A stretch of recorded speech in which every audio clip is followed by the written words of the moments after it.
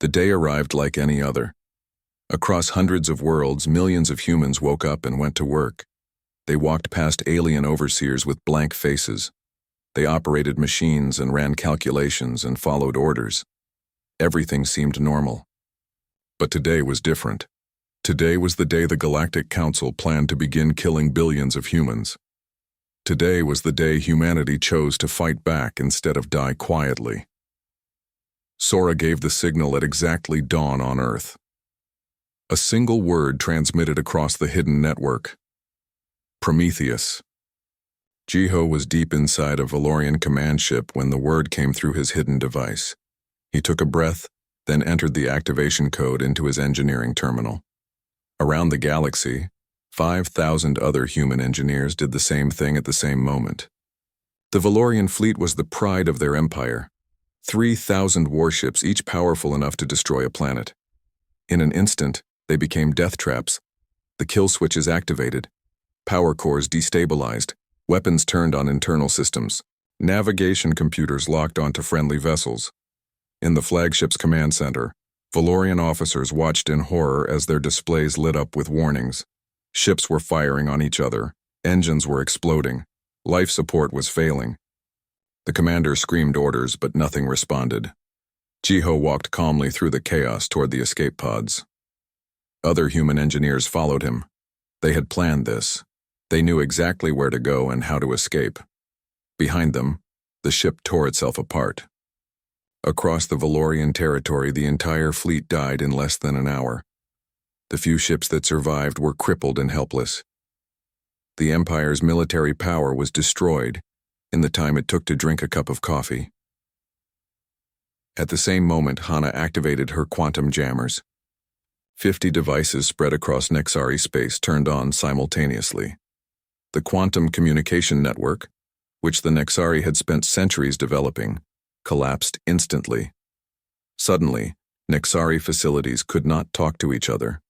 Scientists could not share data. Military units could not coordinate. The government could not give orders. Every Nexari installation was isolated and blind. But that was not all. While the Nexari panicked about their communications, Nari activated Phoenix. The sleeping AI woke up across the galaxy and began its work. It was beautiful and terrible to watch. Security systems unlocked. Automated defenses shut down. Power grids flickered and failed. Financial systems scrambled their data. Research databases erased themselves while copying their contents to hidden human servers. In minutes, the Nexari lost decades of knowledge and their technological advantage. Nexari scientists ran through their laboratories trying to understand what was happening. They found Hana standing calmly by her station, watching their panic. "What did you do?" an overseer shouted at her. Hana smiled.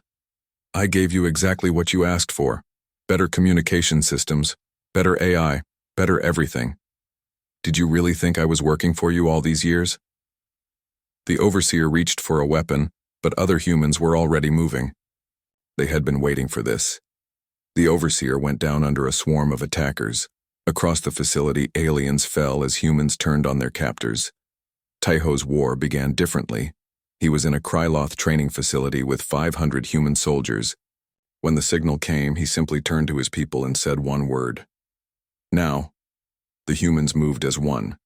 They were surrounded by Kryloth warriors who were bigger, stronger, and better armed.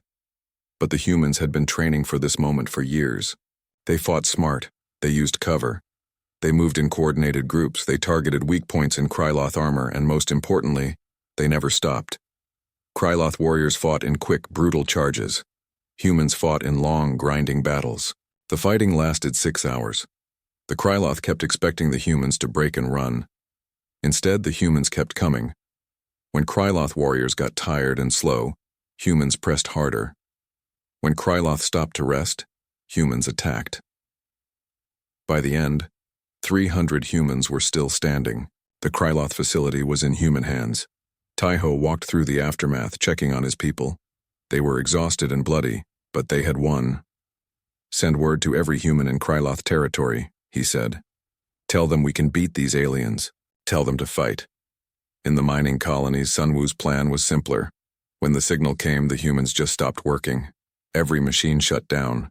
Every transport stopped moving. Every processing facility went dark. The Vormesh overseers rushed to figure out what was wrong. They found humans standing by their equipment, arms crossed, faces blank. "Why have you stopped working?" a Vormesh commander demanded. Sunwoo stepped forward. "Because we choose to stop. You want resources? Come and dig them yourself." The Vormesh tried to force the humans back to work. That was when Yuna's compound came into play. Humans had spread the paralysis powder on every surface in the colonies, on tools, on walls, in the air filters. The Vormesh breathed it in without knowing. Within minutes, Vormesh overseers started collapsing. Their nervous systems shut down. They could not move, could not speak, could barely breathe. The humans watched them fall with cold satisfaction. "Lock them in the storage cells," Sunwoo ordered. "Keep them alive but contained. We might need hostages." The mining colonies fell to human control within hours, and with them fell the resource supply for the entire alien economy. The empires would start running out of materials within weeks. The rebellion spread like wildfire. Everywhere humans rose up at once. On ships, in laboratories, in factories, in military bases. The coordination was perfect because of the network they had built over 20 years. Some humans died. Many humans died. But far more aliens died. The 5 empires had grown dependent on human workers. They never realized how vulnerable that made them. By the end of the first day, the situation was clear. The Valorian fleet was destroyed. The Nexari communication network was shattered. The Kryloth military was scattered and confused. The Vormesh economy was collapsing. And everywhere humans were fighting back. The Galactic Council called an emergency meeting. The 5 empires gathered in their grand chamber, a place where they had ruled the galaxy for thousands of years. Today, fear filled the room. "How is this possible?" the Valorian representative demanded. "They are slaves. Primitive creatures. How did they do this?" "We trained them," the Kryloth leader said bitterly. "We taught them our tactics. We gave them our weapons. We made them into warriors. We showed them our technology," the Nexari added quietly. "We thought we were using their intelligence. They were learning our secrets." The Vormesh representative was silent. Their entire resource network had collapsed in a day. Without materials, the empire would starve. "We underestimated them," another council member said. "We treated them as tools. We never considered they might be dangerous." As they argued, something appeared on the viewing screen. A transmission was coming through on an open channel. A human face appeared. She was young, with tired eyes but a strong voice. Her name was Minji, and she had once been a translator. "People of the Galactic Council," Minji said in perfect galactic common. "For 20 years, you have enslaved my species. You took us from our world. You worked us to death. You planned to kill billions of us. Today we say no more." "This transmission is illegal," a council member shouted. Minji ignored him. "You thought we were weak. You thought we could not fight back. You were wrong. In one day we have crippled your fleets. We have shattered your communications. We have stopped your economy. And this is just the beginning." The council members looked at each other with growing fear. This was not just a slave rebellion. This was an organized military campaign. "We have a message for you," Minji continued. "Surrender now or we will destroy you. Free every human in every empire. Give us back our world. Meet our demands or face total war. You have 3 days to decide." The transmission ended. The council chamber fell silent. Finally, the Valorian representative spoke. "They are bluffing. They cannot destroy us. We are the great empires of the galaxy. Can we take that risk?" the Nexari asked. "Look what they did in one day." "We crush them," the Kryloth leader growled. "We send everything we have. We burn every human alive." But as they made their threats, reports kept coming in. More ships destroyed, more facilities taken, more aliens dead. The humans were not stopping. The humans were not slowing down. Across the galaxy, humans heard about what happened. They heard about the victories. They heard about the fighting. and they joined in. What started as a coordinated strike became a full uprising. The empires tried to respond, but they were in chaos. Without communications, without coordination, without resources, they could not organize a counterattack. They had built their power on the backs of slaves. Now those slaves were tearing everything down. In Seoul, inside a hidden bunker deep underground, Sora watched the reports with satisfaction. The plan was working better than expected. But she knew this was just the beginning. The aliens would not surrender easily. The real war was still to come. "Send orders to all units," she said. "Keep fighting, keep pushing. Do not give them time to recover. We hit them again and again until they break." The spark had been lit. Now it was time to watch the galaxy burn. The ships came without warning. They filled the sky over every major city on Earth, blocking out the sun with their massive hulls. Jiho remembered standing in the streets of Seoul, staring up at the metal giants floating above. Everyone around him screamed and ran, but he just stood there watching. He was an engineer. His mind was already trying to understand how these ships worked. The aliens made their announcement in every language at once. Their voices echoed inside everyone's heads, cold and emotionless. They called themselves the Galactic Council. They said Earth was now under their control. Humans would be divided among 5 great empires. There would be no negotiation, no discussion. Resistance would mean death. Jiho was taken 3 days later.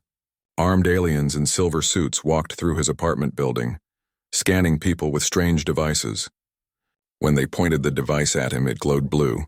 A Valorian soldier grabbed his arm. "This one is an engineer," the alien said in perfect Korean. "He comes with us."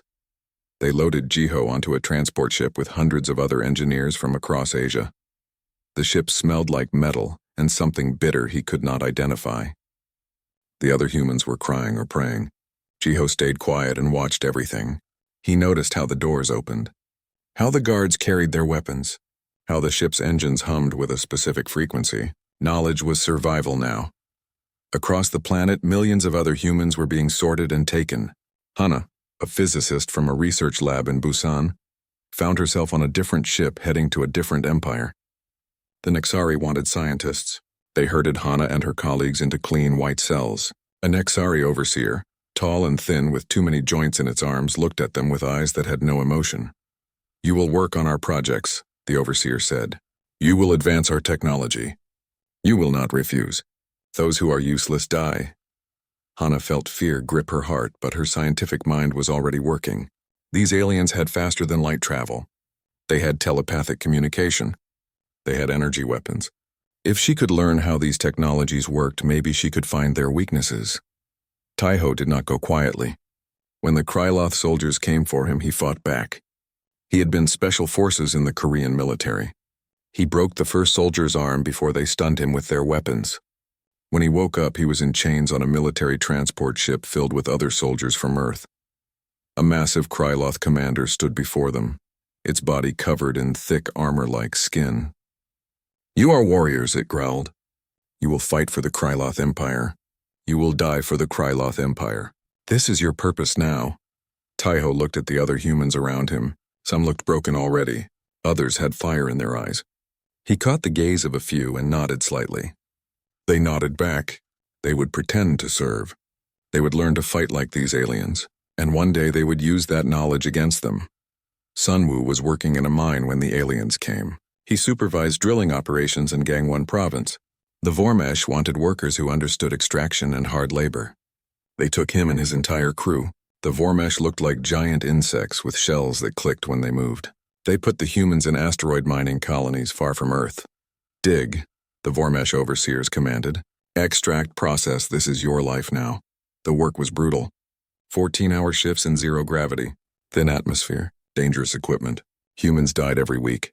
But Sunwoo kept his crew together. He learned how the mining equipment worked.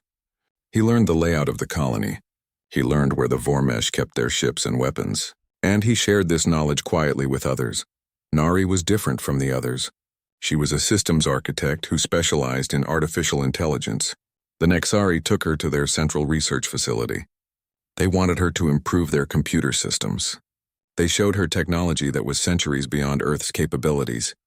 "Make our systems better," They commanded, "Make them faster. Make them smarter." Nari did as she was told, but every system she improved, she also studied. Every program she wrote, she also copied and hid in her memory. The Nexari thought they were using her knowledge. They did not realize she was stealing theirs. The first year was the hardest. Humans died by the thousands, some from overwork, some from punishment, some just gave up and let themselves fade away. The aliens did not care. They saw humans as tools, nothing more. If a tool broke, they found another one. But humans are not tools. Humans adapt. Humans learn. Humans survive. Jiho fixed Valorian warships and learned their design flaws. Hana solved Nexari physics problems and understood their technology. Teho trained with Kryloth weapons and discovered their combat weaknesses. Sunwoo mined asteroids and mapped the colony's defenses. Nari built AI systems and planted secret code in every program. In the second year, something changed. Jiho found a way to send a message through the ship's communication system. It was just a few words, encrypted in old Korean code. "We are still human. We remember Earth." That message bounced through alien networks across the galaxy. Other humans received it. They began sending their own messages back. Engineers talked to scientists. Soldiers talked to workers. A network started to form, hidden in the noise of alien communications. Hana received a message from someone named Dongho. He was a communications specialist working for another Nexari facility. "I can hack their quantum network," the message said. "We can talk across the galaxy without them knowing." Taiho got word from human soldiers in other Kryloth units. "They train us to kill, but they forget we can think. We are learning their tactics." Sunwoo connected with other mining supervisors. "We control the resources. Without us, their economy stops." Nari worked alone, but her work touched everyone. She created a simple AI program that could hide in any alien computer system. She called it Phoenix. She sent copies to every human who had access to alien networks. "Plant this everywhere," her message said. "When the time comes, it will wake up." 5 years into slavery, something important happened. A Valorian engineer named Jiho discovered a critical flaw in the ship designs, a weakness in the power core that could be exploited. He did not report it. Instead, he quietly told every other human engineer in the Valorian fleet. They all kept the secret. They all waited. 10 years in, humans had become essential to their alien masters. The Valorians could not maintain their ships without human engineers. The Nexari depended on human scientists for breakthroughs. The Kryloth needed human soldiers for their wars. The Vormesh relied on human workers for their resources. The aliens thought this was proof they were right to enslave Earth. They did not realize they had given humans the keys to their own destruction. Every alien technology was now understood by human minds. Every alien language was now spoken by human tongues. Every alien system was now touched by human hands. 20 years into enslavement, the humans were ready. Not ready to rebel, not yet, but ready to prepare. The network was strong. The knowledge was shared. The will to be free burned in every human heart across the galaxy. And the aliens noticed nothing. They were too confident, too sure of their power. They had made the oldest mistake any conqueror can make. They had underestimated humanity. The 3-day deadline passed. The Galactic Council did not surrender. Instead, they tried to fight back with everything they had left. It was the worst decision they could have made. The Valorians activated their planet-killer weapons. Massive bombs designed to crack worlds in half. They aimed them at human-controlled colonies, hoping to break the rebellion through terror. But Jiho had spent years working on these weapons. He knew every circuit and every safety system. When the Valorians tried to fire their planet killers, the weapons turned on their own shipyards. Massive explosions ripped through Valorian space. Their weapons construction facilities, their research stations, their military headquarters, all destroyed in nuclear fire. The few Valorian leaders who survived fled their core worlds. Their empire was shattered. Their military was gone. They had tried to use ultimate force and instead committed suicide. The Nexari chose a different path. They were scientists and thinkers. They tried to create a biological weapon, a plague designed to kill only humans. Yuna had been waiting for this. She had studied alien biology for 20 years. She knew their weaknesses better than they did. When the Nexari released their plague, it did spread, but not to humans. The plague mutated in ways the Nexari scientists never predicted. It affected Nexari neural systems instead. Within weeks, thousands of Nexari fell sick. Their brilliant minds started failing. Memory loss, confusion, paralysis. The plague they designed to kill humans was destroying them instead. Una had the cure, but she made them beg for it first. The Kryloth, proud warriors to the end, challenged humans to single combat. They believed if their champion could defeat a human champion, it would restore their honor and show they were still superior. Tejo accepted the challenge. The Kryloth champion was massive, 3 meters tall, covered in natural armor, armed with the best weapons their empire could provide. The fight was broadcast across the galaxy. Billions watched as Tejo stepped into the arena.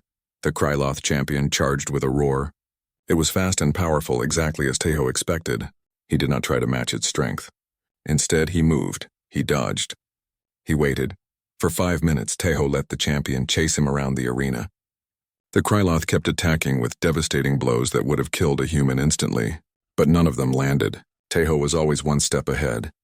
Then the champion started to slow. Its breathing became heavy. Its movements less precise. The Kryloth body was overheating just as Tejo knew it would. That was when he struck. Tejo moved in fast. He targeted joints in the armor, weak points in the knees, exposed areas in the neck. The fight lasted 30 seconds more. Then the Kryloth champion fell, defeated and gasping for air. Tejo stood over the fallen warrior. "You are strong," he said in the Kryloth language. "But strength without endurance is nothing. That is why you lose." The Kryloth military saw their champion defeated so easily. Their will to fight collapsed. If their best warrior could not defeat a single human, what chance did they have against millions? The Vormesh tried to retake the mining colonies by force. They sent every ship they had left. Thousands of soldiers, hundreds of vessels. They thought numbers would win. Sunwoo had turned the asteroid fields into the most dangerous place in the galaxy. The humans knew every rock, every tunnel, every hiding place. They had mining equipment modified into weapons. They had traps everywhere. The Vormesh ships came in thinking they would crush the rebellion quickly. Instead, they flew into a nightmare. Asteroids exploded around them. Hidden weapons fired from rocks they thought were empty. Ships hit mines that looked like space debris. The battle lasted 4 days. The Vormesh threw wave after wave of soldiers at the colonies. Every wave died.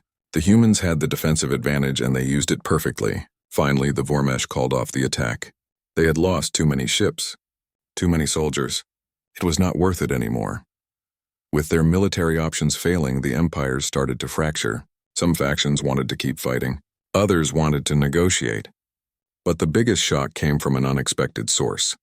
The Silken Collective, the fifth empire who had enslaved human artists and philosophers, announced they were surrendering.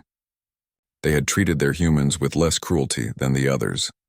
Some had even started seeing humans as worthy of respect. Now they became the first to officially give up.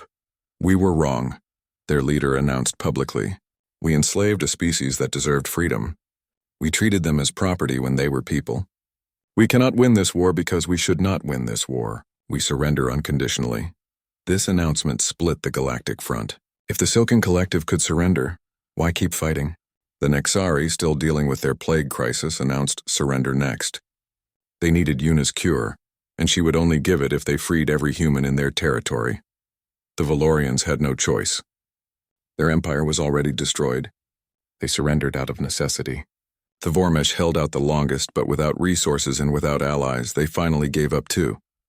The Kryloth were the last. Pride kept them fighting even when logic said to stop, but Tejo solved that problem.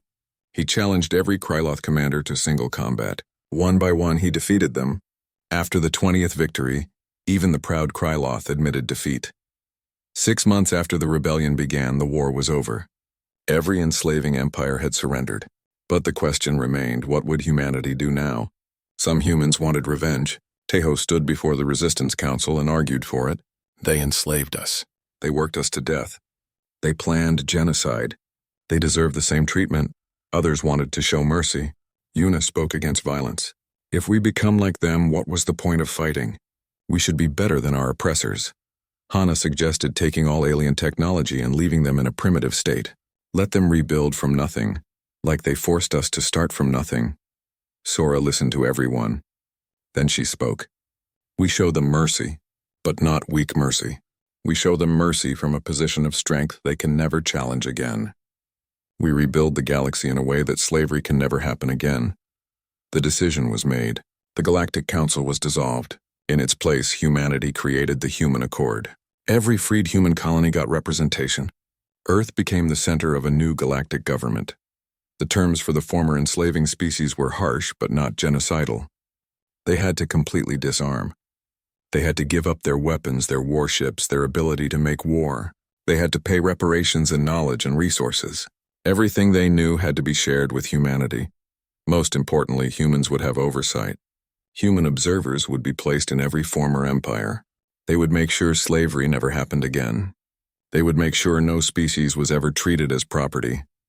The aliens had no choice but to accept. Some were bitter, some were humiliated, but they were alive, which was more mercy than they had planned to show humanity. Jiho became the chief engineer of the human defense fleet. He designed ships that made alien technology look like children's toys. The fleet was not meant for conquest. It was meant to guarantee freedom. Any species that tried to enslave another would face human intervention. Hana led the Human Science Institute. She took all the stolen alien knowledge and improved it. Humans learned to do everything the aliens could do, but better. Faster than light travel became routine. Energy weapons became standard. Technology that took aliens centuries to develop took humans only years. Tejo trained the Human Defense Force. Not an army of conquest, but an army of liberation. They protected weak species from strong ones. They stopped wars before they started. They made sure freedom existed everywhere. Nari and Phoenix established rules for artificial intelligence. No AI would ever be used to enslave anyone again. Phoenix itself became the guardian of these rules, watching over computer systems across the galaxy. Sun Wu helped create fair labor practices throughout the galaxy. Resources would be extracted, but workers would be paid and treated well. No species would ever again be forced to work until death. Yuna created the Galactic Medical Alliance, healthcare for all species regardless of wealth or power. She even treated the Nexari plague she had the cure for all along. She showed that mercy could be powerful. Sora became Earth's first galactic ambassador. She spoke for humanity at the new council. She made sure the lessons of slavery were never forgotten.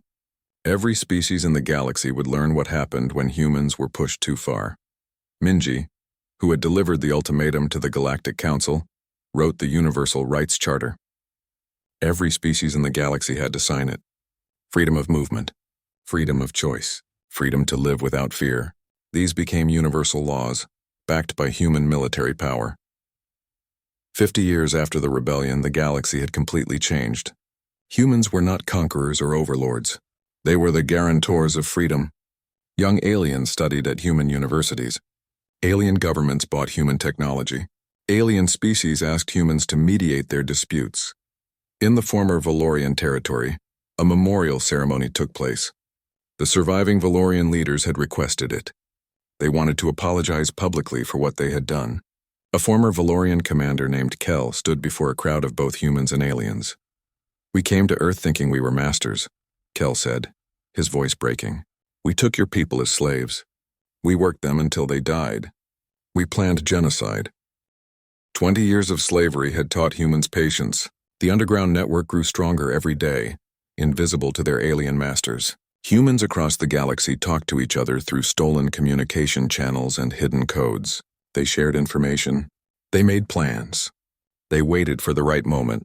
Dongho sat in front of a Nexari quantum computer, his fingers moving across controls that looked like flowing water. To anyone watching, he was doing routine maintenance. But beneath the surface, he was stealing data from the Galactic Council's most secure networks. Everything the aliens discussed. Every decision they made. Every secret they tried to hide. Dongho copied it all and sent it to the human network. What he found one day made his blood run cold. He read the message 3 times to make sure he understood it correctly. Then he immediately sent it to everyone in the network. "Emergency. Council has approved population reduction. They plan to kill 40% of all humans in 6 months. They say we are surplus to requirements." The message spread like fire through the network. Jiho received it while working deep inside a Valorian battleship. His hands shook as he read it. 40%. That meant billions of people. Men, women, children. The aliens were planning genocide and calling it efficiency. Hana got the message in her laboratory. She closed her eyes and took deep breaths to stay calm. Around her, other human scientists worked on Nexari projects. None of them knew yet. She would tell them tonight when the overseers were not watching. Taeho was training a group of human soldiers when the message came through his hidden comm device. He looked at the young men and women around him. Half of them would be dead in 6 months if the aliens had their way. Unless humans did something about it, a meeting was called in virtual space. The network had grown sophisticated over the years. Using Nari's hidden programs and Dongho's hacking skills, key members of the resistance could meet in a digital space that the aliens could not detect. It looked like a simple room with a table, but the people sitting around it were scattered across hundreds of star systems. Sora appeared first. She had been a chess grandmaster before the invasion. Now she coordinated resistance strategy across the galaxy. Her mind worked like a computer, always thinking several moves ahead. Next came Jiho, his face tired from long hours of work. Then Hana, Taeho, and Sunwoo. Dongho projected data on the wall showing the council's plans. Finally, 2 others joined them. Yuna was a medical technician who worked in a Nexari hospital facility. She had made an important discovery about human biology. "I need to tell you something," she said. "I have been studying the bioweapons the aliens use. Human immune systems are different from theirs. Most of their diseases and toxins do not affect us the same way. I think I can create something that will hurt them but not us." Nari spoke last. She looked exhausted. Creating and maintaining Phoenix across so many systems while pretending to be a loyal worker was draining her. "Phoenix is in 90% of all alien computer systems now," she reported. "When you give the word, I can activate it. But we only get one chance. Once they know it exists, they will purge it." Sora looked at each of them. "We knew this day would come. We always knew they would try to reduce our numbers. 6 months is not much time, but it might be enough. We need to test ourselves. We need to know if we can actually fight back."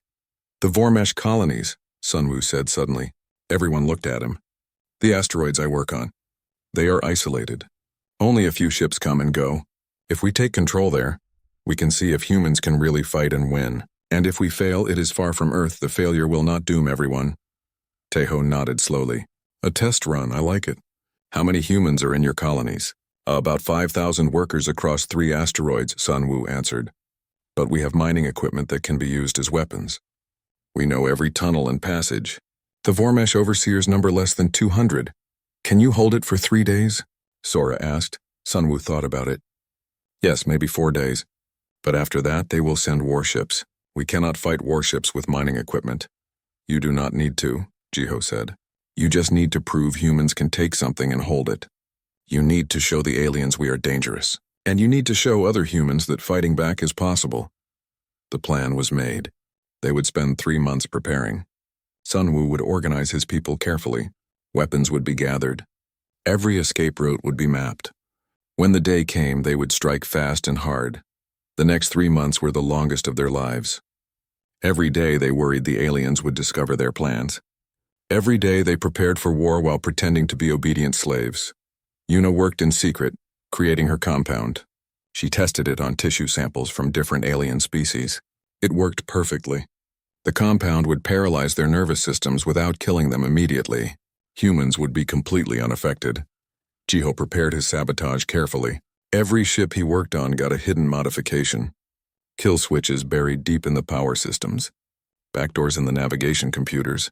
Small changes that looked like normal variations but would be devastating when activated. Hana shared knowledge with every human scientist she could contact. Theories about quantum entanglement. Ideas about energy weapons. Ways to jam alien communications. The scientists worked together, building a library of information that might save humanity. Taeho trained harder than ever. He pushed the human soldiers to their limits. The Kryloth overseers approved. They thought Taeho was being a good soldier. They did not know he was preparing his people for rebellion. Nari worked day and night improving Phoenix. The AI was now in almost every alien system, sleeping and waiting. She gave it simple instructions. When activated, it would cause chaos in alien networks. Communications would fail. Security systems would malfunction. Automated weapons would shut down. It would not last long, but it would give humans a critical advantage. On the chosen day, Sunwoo gave the signal. His mining crew had just finished a shift. The Vormesh overseers were gathering the daily production reports. Sun Wu walked up to the senior overseer with a smile. "I have something to show you," he said in the Vormesh language he had learned. The overseer clicked its mandibles in annoyance. "Make it quick, human." Sun Wu hit the overseer with a mining drill modified to deliver an electric shock. The alien went down instantly. All around the colony, humans struck at the same moment. They had been waiting for this for months. Some overseers died. Most were just knocked unconscious and locked in storage cells. In less than an hour, humans controlled all 3 asteroid colonies. They sealed the blast doors. They activated the defense guns. They sent a single message to the Galactic Council. These colonies belong to humans now. Come and take them back. The message reached Earth 12 hours later through underground channels. Humans everywhere heard about it. In Valorian ships, human engineers smiled as they worked. In Nexari laboratories, human scientists felt hope for the first time in years. In Kryloth training camps, human soldiers stood a little straighter. The Vormesh Empire responded with anger. They sent ships to retake the colonies. But Sun Wu and his people were ready. They used the mining equipment to destroy approaching vessels. They used the station's weapons against enemy troops. They fought like cornered animals. The battle lasted 72 hours. Humans died. Many humans died. But they killed far more Vormesh. They destroyed ships worth millions. They held their position against overwhelming force. On the 3rd day, Sun Wu knew they could not hold much longer. Reinforcements were coming. Bigger ships. More soldiers. He gave the order to evacuate. The humans escaped in stolen ships and disappeared into the asteroid fields. The Vormesh retook the colonies, but they were shattered. Equipment destroyed. Resources stolen. Pride wounded. And worst of all, the entire galaxy now knew what had happened. Humans had fought back and survived. The Galactic Council held an emergency meeting. They dismissed the rebellion as a small incident. Desperate slaves making a futile gesture. They did not realize it was a message. A warning, humanity was done being slaves. The countdown to freedom had begun. The asteroid colony rebellion changed everything. Before, humans whispered about freedom in the dark. Now they knew it was possible. If 5,000 miners could fight back and survive, what could millions do together? But Sora warned against rushing into open war. "We have one advantage," she told the network. "They still think we are weak. They still think the rebellion was just desperate slaves. We need to use their arrogance against them." The plan was called Operation Prometheus. It would not be a loud war. It would be quiet sabotage. Death by 1,000 cuts. Humans would slowly break everything the aliens depended on while pretending to work normally. Jiho started first. He gave instructions to every human engineer in the Valorian fleet. "Make small mistakes," he told them. "Not enough to get caught. Just enough to cause problems. A calculation error here.